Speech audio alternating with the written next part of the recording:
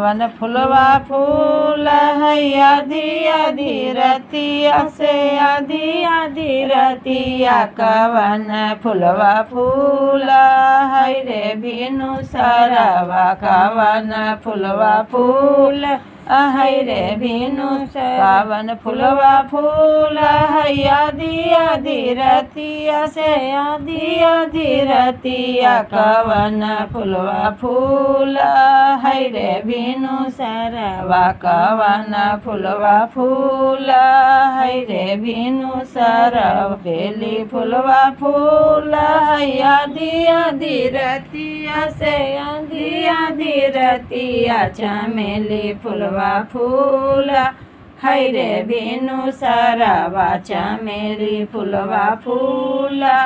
है रे बिनु सरवा अमन भैया जागले आधी आधी रतिया से आधी आधी रतिया कवन बहनी जागा है रे बिनु सरवा कवन बहनी जागा है रे बिनु सरवा कवन भैया जागले आधी आधी रतिया से आधी आधी रतिया कवन बहनी जाग है रे बिनु सरवा कवन बहनी जाग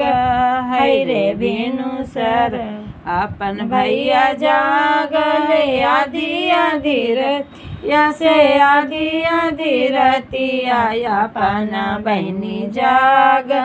है रे बिनु सरवा अपन बहनी जाग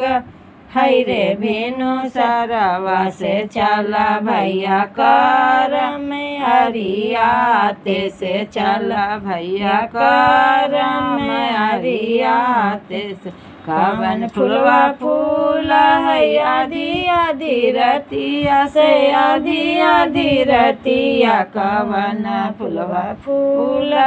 है रे बिनु सरवा कवन फुलवा फूल है रे बिनु सरवा।